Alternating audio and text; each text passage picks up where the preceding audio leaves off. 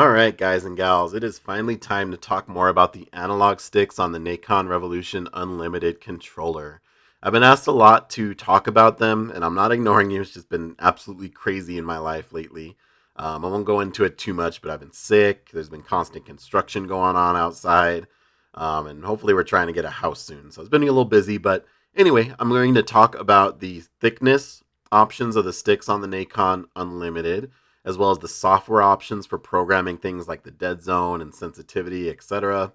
I'm not an expert, but I have been using Nacon for years now, and I've come out with settings that I like, but never kind of really explained why I like them or what went into that process. So that's what we're going to be talking about today, how you can kind of program the controller and things like that. But getting back to not being an expert, if I say something that sounds a little different from what you think, or maybe you have more questions and things, you can drop them down below. You guys have been great about being positive and giving good feedback and helping each other out. So let's keep that up in this video. But if interested, I will do another video on the Astro controller for the sticks on that controller. It's not as complicated, but some people have been asking for that as well. But I think this one is going to be long enough with just the Nacon. So let's do that. All right, so starting off with the stick shafts, Nacon included 3 different options. So you can change the thickness of your analog sticks. And I personally think they should have made it to where you could make the sticks higher if you wanted to. And I know a lot of people would probably agree with me because I'm always getting asked if control freaks will fit on these. But that's not what we have, so we're going to talk about these. So here's the thing with these. If you put a thicker stick shaft on there, you're going to have less room to move the analog stick around. And I believe it's better to have the thicker one on there for movement, just because you don't really need a lot of movement for the movement. You don't need to move the analog stick a lot to move your character.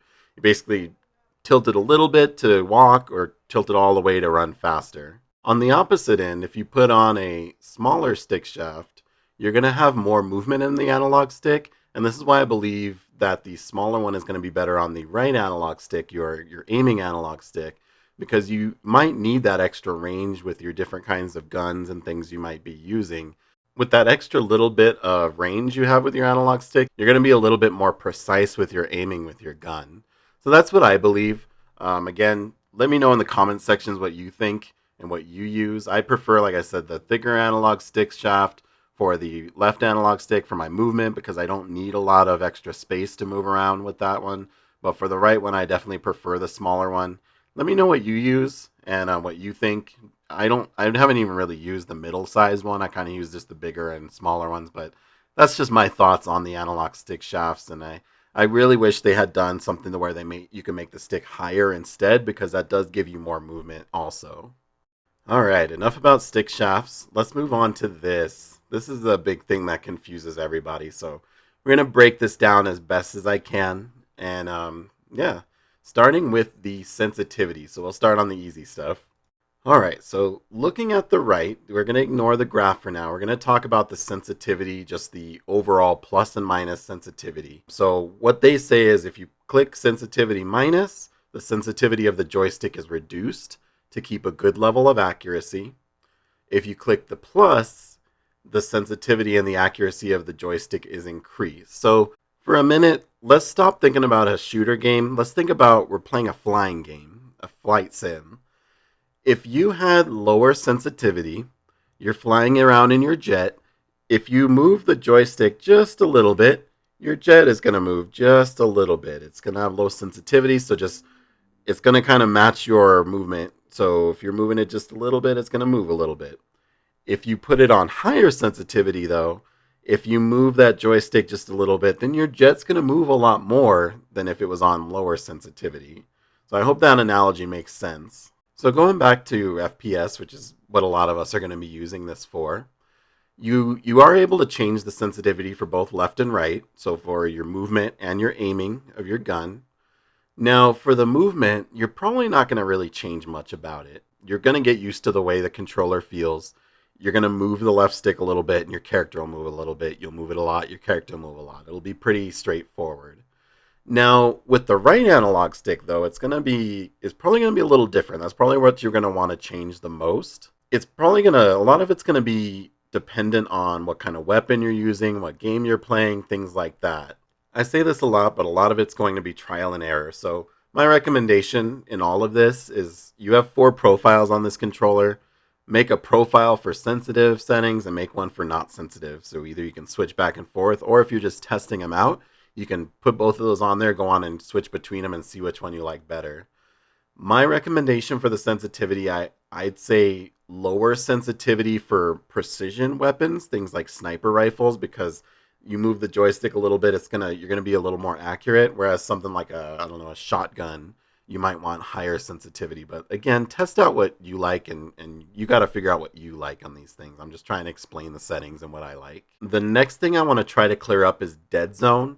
So you can see I keep my Deadzone at 2, and let me try to explain what that is. So if you look at the graph up here, which we're gonna dig into here in a bit, but basically 0 is I'm not touching the controller at all, and 100 or 1 on either side, that's gonna be I'm moving the stick completely in one direction.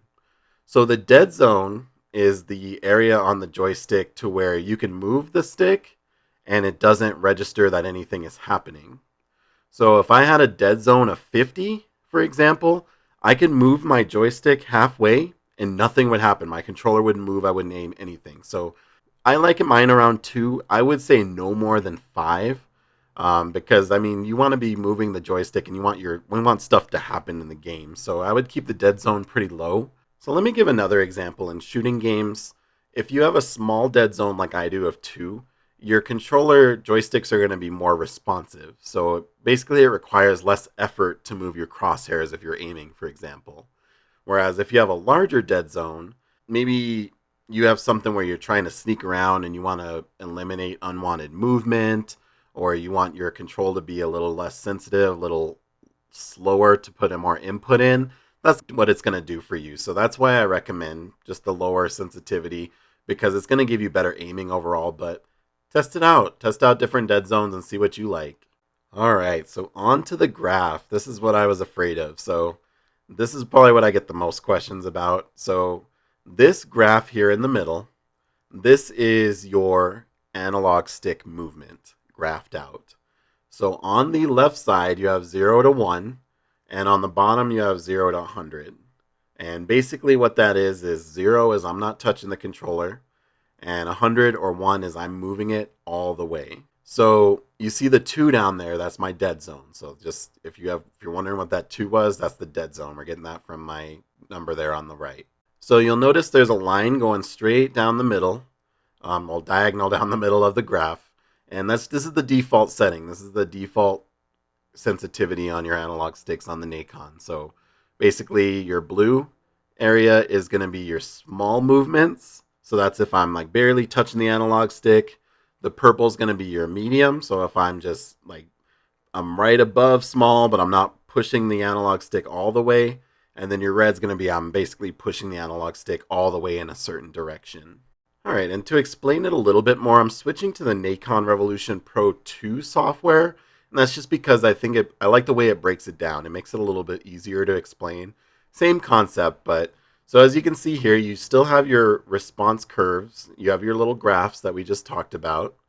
Now, under those, though, we have different numbers. So you can kind of see I'm highlighting the small right now. It says a number between 1 and 98 equals the percentage of stick travel dedicated to small, then it's going to be medium or big movements. This is the default movement of your analog stick.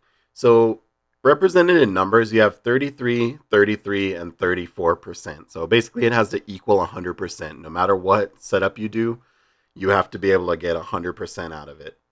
So basically the default setting, like you're just taking it out of the box, using it, you move the analog stick left, right, and it just moves your character normally, is this 33, 33, 34. So that's just a straight line. Sounds like I'm talking about measurements, but I'm not. So what happens if I change these settings? So what I'm going to do is go to the extreme. I'm going to change the small to 98%, which is going to put medium and big at 1. It has to equal 100, and none of them can be more than 98%. So as you see on the graph here on the right analog stick, basically the small movement is all the way up. So if I were to tilt the controller just a little bit, it would be as if the same as if I'm moving the controller, the analog stick, all the way over. So if I'm moving it to the right, just a tiny bit, I'd be spinning in circles in the game. Or if I move the left one over to the right, just a tiny bit, I'd be running to the right, for example. So this is going to be where you benefit a lot with the controller, being able to completely customize the sensitivity of your analog sticks. But this is also going to be the most confusing part of the controller because it's hard to think where to even begin with these settings. And that's why I came over here, because you get the numbers, you kind of get a little bit of a description a little bit better, and you can kind of go from there. Okay, back to the Nacon Unlimited software. So we got a bigger graph, a little less details. The bottom of the graph here, where you see the joysticks, so 0 to 100, that's your movement. That's me, I'm pressing the joystick from 0 to 100, from not moving all the way over. On the left side of the graph, you have your response curve. So that's how the joystick in game is responding to you going from 0 to 100. So with the default setting, you'll see at 50% of me moving the joystick, 0.5 or half of the movement is happening in the game. So I mean, basically it's 50-50. It's just the default setting. All right, so bear with me because as I come up with a stupid example to kind of try to explain this a little bit better, we're going back to the Nacon 2 because I like the way the graph is shown here with the numbers at the bottom. So look at the right analog stick. This is kind of based off of a setting I did for this, and I put up some videos up that might help with your Nacon Unlimited. I'll post one down below. You can kind of look at the settings there and see if you like any of those on the Unlimited. But I've turned the small movements down from 33% to 20%, and it was kind of like a sniping thing. So what I did was I turned it down to 20% because I wanted my small movement when I'm sniping to be a little bit more accurate, because I'm a terrible sniper. So I wanted to, when I'm moving it just a little bit, I wanted it to be more accurate. I wanted to be able to hit my target a little bit better. But 20% isn't too low to where it makes my other medium and big movements too quick. So it's kind of like just a little bit of an adjustment to kind of help me with my aiming, if that makes sense. Okay, so what am I trying to get at here? So if I want my small, medium, or big movements to be more sensitive, I'm going to turn whichever number that I'm trying to adjust up. So as you see on my left analog stick right now, my small movement is at 66%. My left analog stick is going to be way too sensitive, I'm sure. If I want my analog sticks to be less sensitive, I'm going to turn those numbers down. So as you can see here, my small movements on my right analog stick is at 20. So it's going to be a little bit less sensitive in the smaller areas, but it should be still a little bit, it's going to be more sensitive in the high areas, because you're always going to have that 100% of stick movement. So if you're turning down the sensitivity in one area, it's going to turn it up in another area. All right, so how does that work on the Nacon Unlimited software? Well, instead of 3 areas that you can adjust numbers on, you kind of have 2 points along the line that you can adjust. And you basically want to move them up or down to increase or decrease the sensitivity. So as you see right here, I've moved the lower one up, the little diamond up way too high. So that's going to really increase my sensitivity for the whole stick.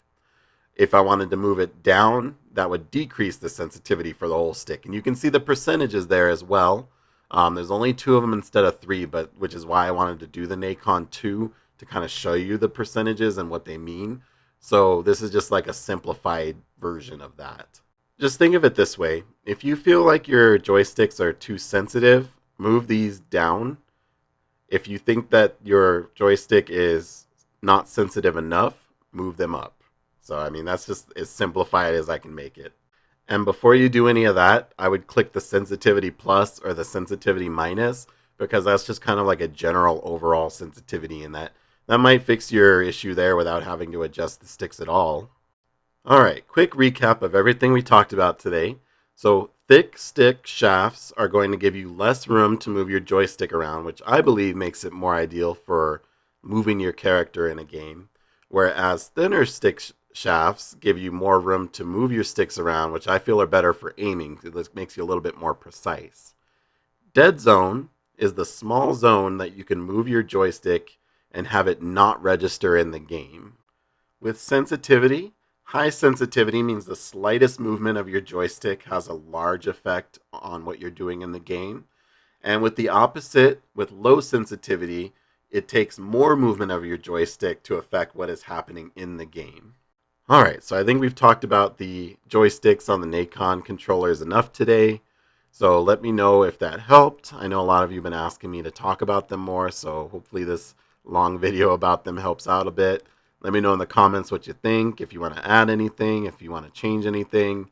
Drop a like if you like the video, subscribe if you aren't already, and go Shuki out.